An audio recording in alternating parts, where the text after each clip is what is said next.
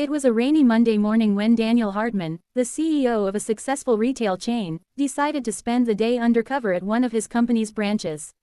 Known for his sharp business acumen and relentless drive, Daniel rarely had the chance to step away from corporate meetings and experience firsthand what life was like for the employees working on the ground. This undercover initiative wasn't about publicity, it was about understanding the people who kept his company alive. Dressed in worn jeans, a plain t-shirt, and a baseball cap, Daniel blended seamlessly into the bustle of the small-town store. His plan was to work a full day stocking shelves, interacting with customers, and quietly observing. But what he didn't expect was that this day would lead to a personal transformation and a story that would stay with him for the rest of his life. Around midday, Daniel took a short break in the staff area. The room was small, just a few mismatched chairs, a coffee machine that looked older than some of the employees, and a sink tucked into the corner.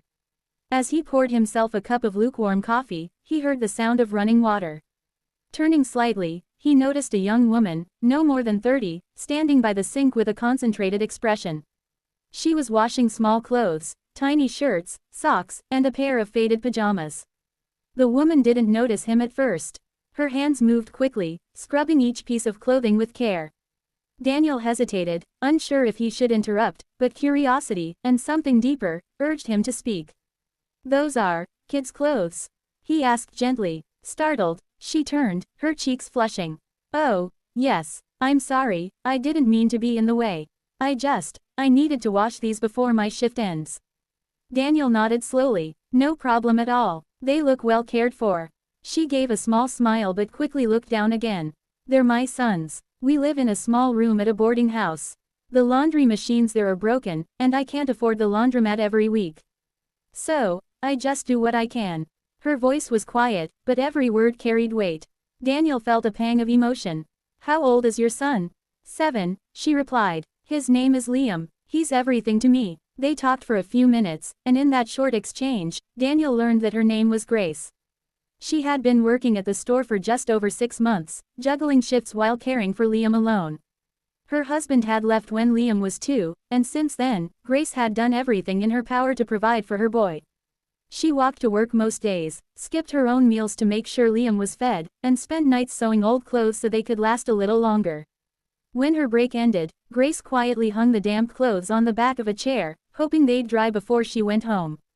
Daniel watched her walk back to the sales floor, her posture straight but her steps slow, as if the weight of the world rested on her shoulders. The rest of the day, Daniel couldn't shake the image of her hands scrubbing those tiny clothes. He had come undercover to learn about operational challenges, but he was beginning to realize that the most important insights wouldn't come from sales reports, they would come from people like Grace. After his shift, Daniel sat in his car for nearly an hour, thinking. This wasn't just about an employee struggling to make ends meet, this was about dignity, about humanity, and about the silent battles people fought every day without anyone noticing. Over the next week, Daniel returned to corporate headquarters with a different mindset. He didn't immediately reveal to Grace who he was, instead, he began working behind the scenes to learn more about her situation. She had never asked for help, never complained, and her work performance was outstanding, yet she was barely earning enough to cover rent and basic necessities. A month later, Daniel arranged a staff meeting at Grace's store. He arrived not in his undercover clothes, but in a suit, this time as himself, the CEO. The employees were shocked, and whispers filled the room. Grace stood in the back, wide-eyed and uncertain. Daniel addressed the group warmly, thanking them for their dedication. Then, he looked directly at Grace. "There's someone here who has shown extraordinary resilience, compassion, and commitment, not just to her work, but to her family. Grace, would you come up here, please?" Grace stepped forward slowly, confusion etched on her face. Daniel continued, "I had the privilege of meeting Grace a few weeks ago, though she didn't know who I was at the time. I saw her caring for her son's clothes during her break. I learned that she walks to work every day, that she sacrifices her own comfort so her son can have what he needs. This is the kind of quiet heroism that inspires me." The room was silent, Grace's eyes shimmered, and she seemed unsure whether to smile or cry. Daniel then revealed the surprise. The company had decided to promote Grace to a supervisory role with a substantial pay raise.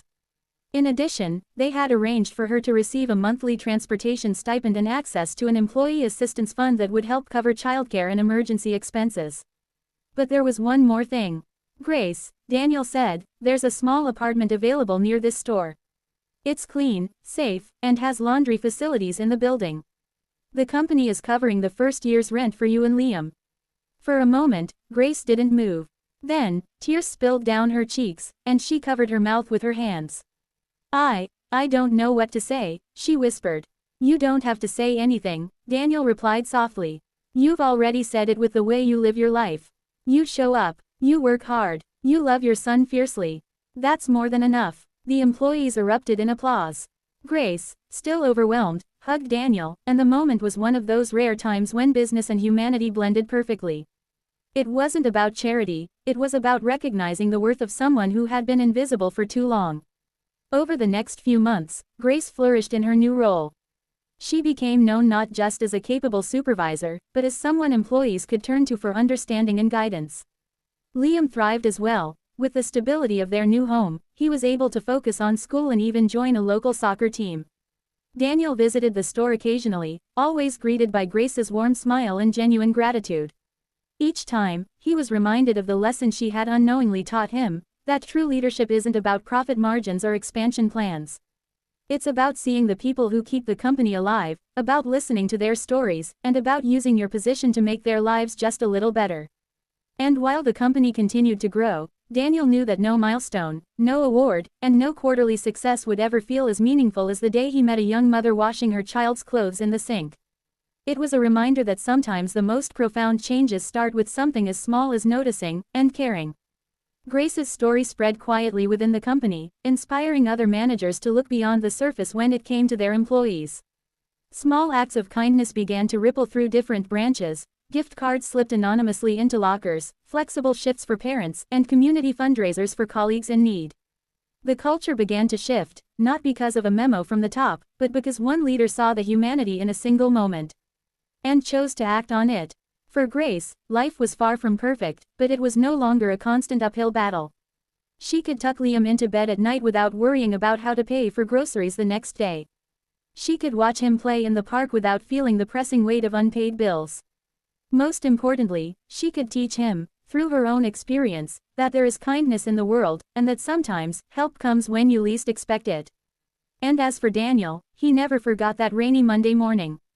Whenever he felt the stress of corporate life bearing down, he would think of Grace at the sink, the sound of running water, and the quiet strength in her voice as she spoke about her son. It kept him grounded. It kept him human. In the end, the story wasn't just about an undercover CEO helping an employee.